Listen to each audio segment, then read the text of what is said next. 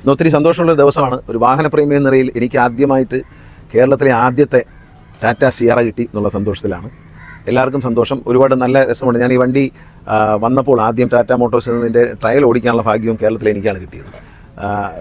അത് petrol വണ്ടിയായിരുന്നു, Turbo എഞ്ചിനുള്ള petrol. അത് നല്ല വണ്ടിയാണ്. അതുപോലെ തന്നെ ഇത് ഡീസൽ വണ്ടിയാണ്. ഈ വണ്ടി അത് ഓടിച്ചപ്പോൾ തന്നെ വാങ്ങണം എന്ന് വിചാരിച്ചു. അപ്പോൾ തന്നെ ഞാൻ ബുക്കിംഗ് കൊടുത്തു. അങ്ങനെ എനിക്ക് ആദ്യമായിട്ട് വണ്ടി തന്നതിൽ ടാറ്റയുടെ നന്ദിയുണ്ട്. വളരെ നല്ല വണ്ടിയാണ്. കാരണം ഒരുപാട് ഫീച്ചേഴ്സാണ്, 52 ഫീച്ചേഴ്സ് ഉണ്ട് ഇതിനകത്ത്.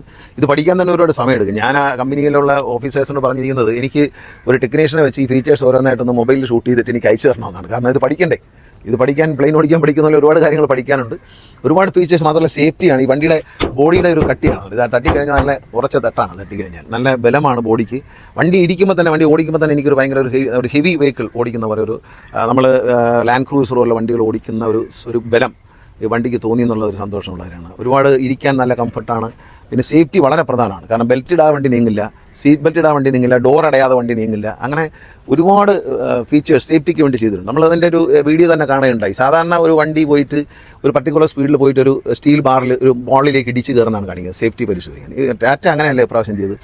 ഓടി വരുന്ന രണ്ട് വണ്ടികളുടെയും ആ ഒരു മൊമെൻറ്റത്തിൽ രണ്ടുപേരും കൂട്ടിയിടിക്കുകയാണ്. അത് ഒരേ വണ്ടി 80 കിലോമീറ്റർ സ്പീഡിൽ വരുമ്പോൾ മറ്റേ വണ്ടി 80 കിലോ, അപ്പോൾ 160 കിലോമീറ്റർ സ്പീഡിൽ ഇത് കൂട്ടിയിടിക്കുകയാണ്.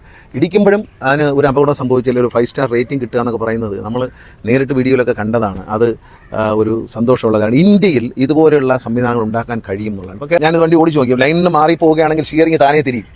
അത് വളരെ സാധാരണ വൈബ്രേഷനാണ് തരുന്നത്, വൈബ്രേഷൻ തരും സ്റ്റിയറിംഗിൽ. പക്ഷേ ഇത് വണ്ടി താനേ സ്റ്റിയറിംഗ് നമ്മുടെ കയ്യിൽ നിന്ന് വിട്ടിട്ട് തിരിച്ച് ആ ലൈൻ കറക്റ്റ് ചെയ്ത് പോകും. അപ്പോൾ ലൈൻ ട്രാഫിക്കിന് വളരെ ഇതാണ്. രാത്രി ഉറങ്ങിപ്പോകാൻ ഇടയുള്ള സാഹചര്യങ്ങളിൽ ഇത് നമ്മളെ ഉണർത്തും. അപ്പോൾ അങ്ങനെ ഉറങ്ങിക്കഴിഞ്ഞാൽ അതിന് അലർട്ട് തരും. അങ്ങനെ നമ്മുടെ കണ്ണും കാണുമെന്ന് അടഞ്ഞു പോയാൽ ഉടനെ അലർട്ട് തരും. ഇപ്പോൾ നമ്മൾ KSRTC ബസ്സിലൊക്കെ ക്യാമറ വയ്ക്കുന്നുണ്ട്, നമ്മൾ അഡീഷണൽ ആയിട്ട് വയ്ക്കുകയാണ്. പക്ഷേ ഇതിൽ അതൊന്നും അല്ല, ഇതെല്ലാം ഒരുമിച്ച് നൽകുന്ന ഒരു വണ്ടിയാണ്. മാത്രമല്ല കാണാൻ അതിമനോഹരമാണ്. വണ്ടിയുടെ ഡിസൈൻ അതിമനോഹരമാണ്. എല്ലാം നല്ല ക്യൂട്ടായിട്ട് നമ്മളിപ്പോൾ കാണുമ്പോൾ വലിയ വണ്ടിയായിട്ട് തോന്നും.